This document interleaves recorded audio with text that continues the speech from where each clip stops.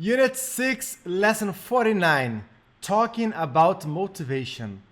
And have you ever heard of this guy here, Abraham Maslow? Have you heard of him? He's a very famous guy in the academics because he has studied human motivation. What motivates people? And then that's my first question to you. What motivates you?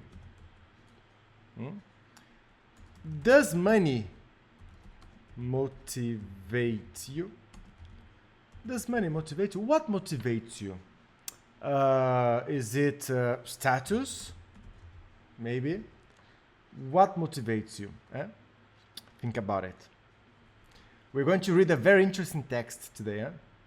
And let's start from this quotation here. Jeannie Rumty said, "Growth and comfort do not coexist." Growth and comfort, they don't coexist. They don't get along. Okay? Coexist, conviver. Okay? I have to coexist with a lot of people I don't like. I have to coexist with a lot of intelligent people. Okay? At work, I have to coexist with a lot of people who I'm not friends with, right? Coexist. So according to Jeannie, growth and comfort do not coexist. Do you agree? That it's, for you to grow, you have to do away with comfort. Do you agree? Let's see.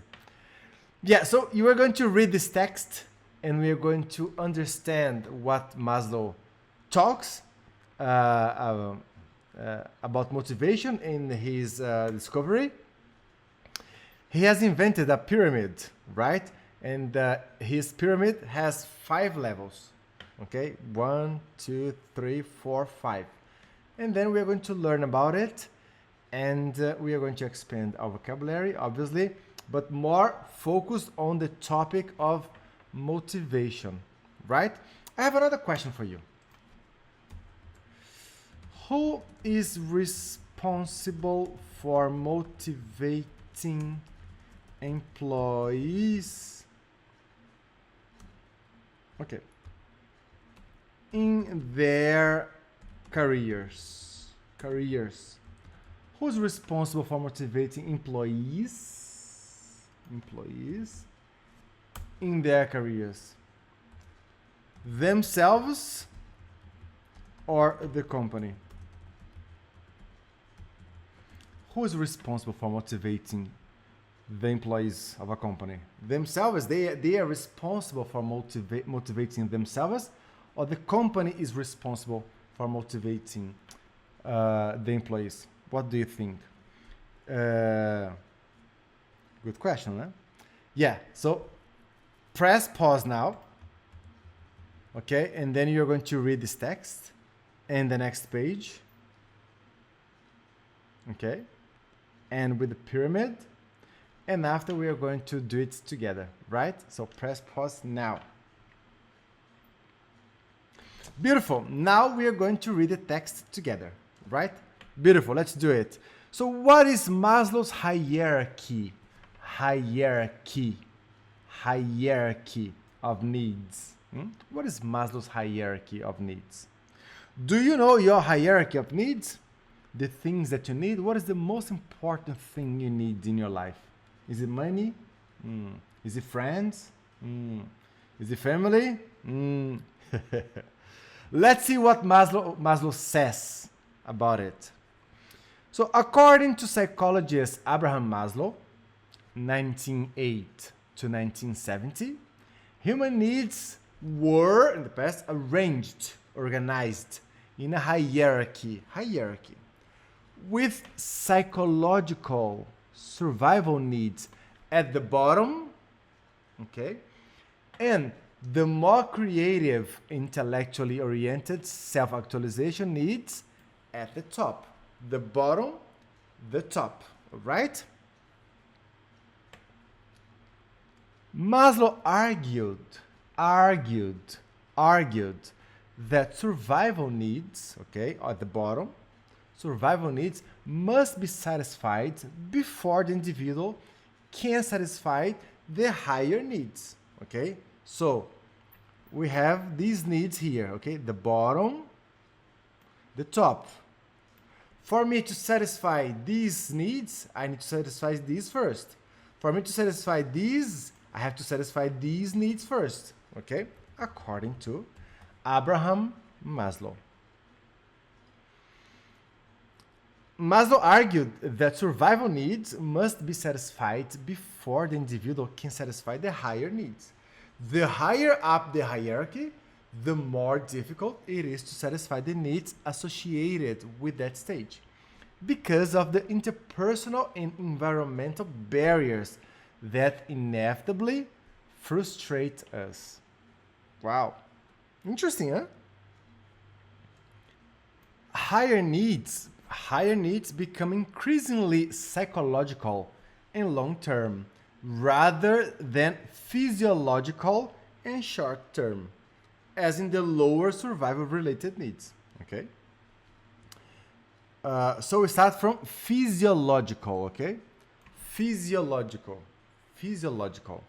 Physiological needs are biological requirements for human survival, such as air, food, drink, shelter, clothing, warmth, sex, sleep, and excretion. Okay, let's see. Shelter. Shelter is a place to live. Okay, so my house is my shelter, right? I have a shelter, I have a place to live. And excretion is the process of eliminating things from the body. So when you go to the toilet, okay, so you perform the process of excretion, right? Eliminating things. Okay, number 1 and number 2. Our most basic need is for physical survival. Okay, physical survival. And this will be the first thing that motivates our behavior. Once that level is fulfilled, the next level up is what motivates us, and so on. Okay, so once that level is fulfilled, okay, is satisfied, okay, fulfilled, satisfied, the next level up is what motivates us, and so on. Right? The human body cannot function optimally if physiological needs are not satisfied. Maslow considered physiological needs the most important, as all the other needs become secondary until these needs are met. Once an individual's physiological needs are satisfied, the need for security and safety becomes salient. Okay? Beautiful. So you can say meet a need, an important collocation, okay? Meet a need, okay? Or satisfy and satisfy a need, okay? Beautiful. 2, safety needs, okay? So we are here now. We have talked about it. Now talking about this one here. Safety needs. People want to experience order, predictability, and control in their lives. Safety needs can be fulfilled by the family and society. For example, police. The pronunciation here is police. Don't confuse police, okay, polícia, with policy. Politica. Politica, in this case, is the norm, okay, the rules. And política de político is politics, okay, política, politicians, okay. So we have policy. We have police, have police, polícia. Policy and politics, politica, all right? So police, schools, business, and medical care. For example, emotional security, financial security, example, employment, social welfare, law and order, freedom from fear, social stability, property, health, and well-being. Example, safety against accidents and injury.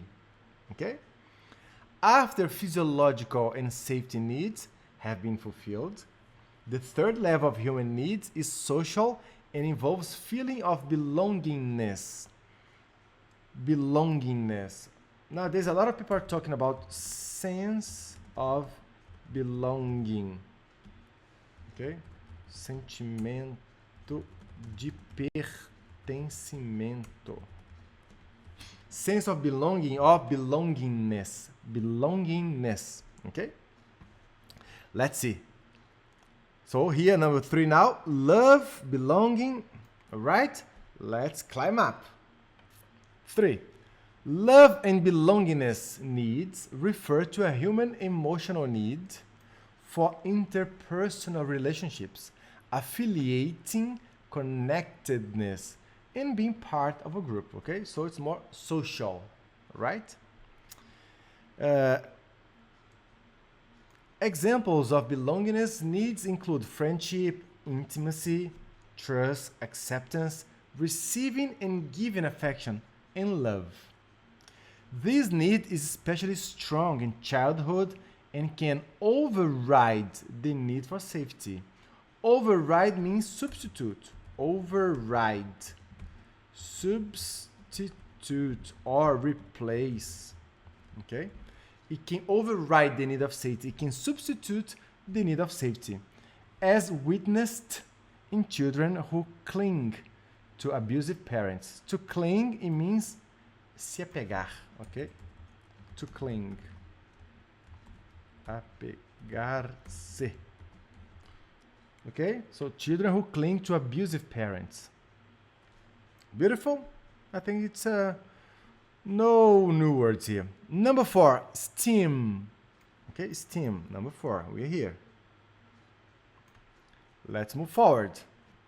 STEAM needs are the 4th level in Maslow's hierarchy and include self-worth, accomplishment, and respect.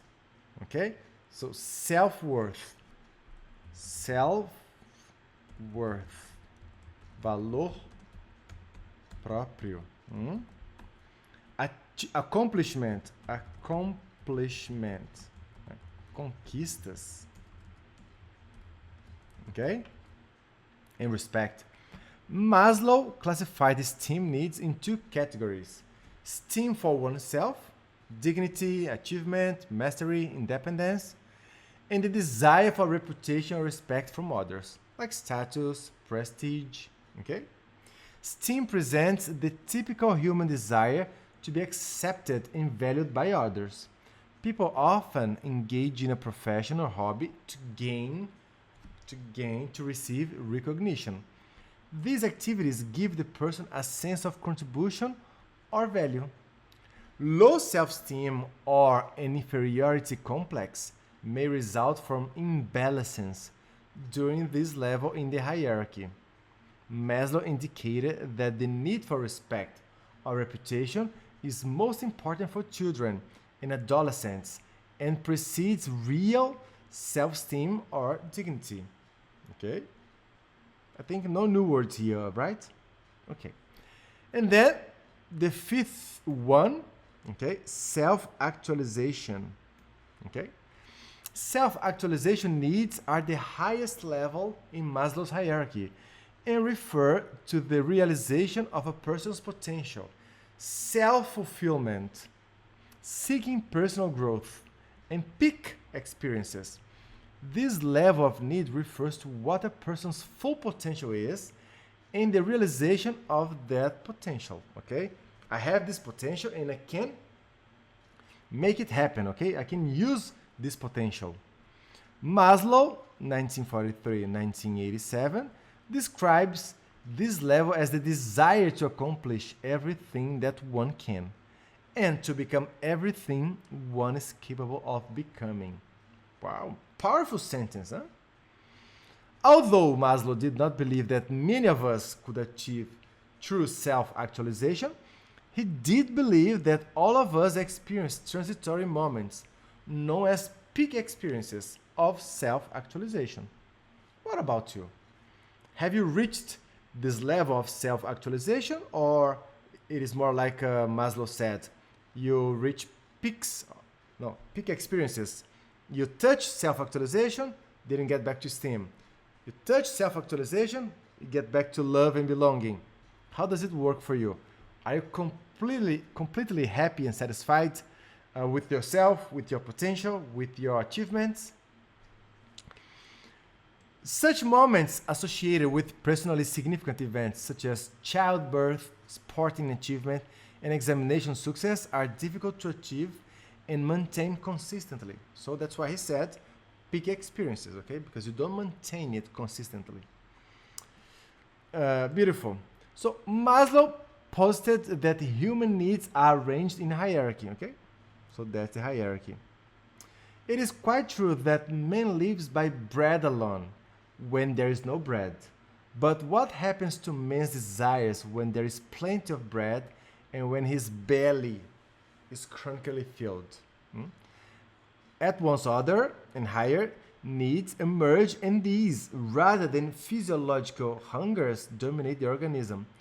And when these in turn are satisfied, again new and still higher needs emerge, and so on. This is what we mean by saying that the basic human needs are organized into hierarchy of relative prepotency. Wow, very nice, isn't it? Isn't it? And it's interesting, to say that if I have no bread, all I want is bread. When I have a lot of bread, then we want something more. Does it happen to you? Oh, I want to have this salary. Then when you have this salary, then you have more and more and more expectations. Does it happen to you? Well, interesting, yeah?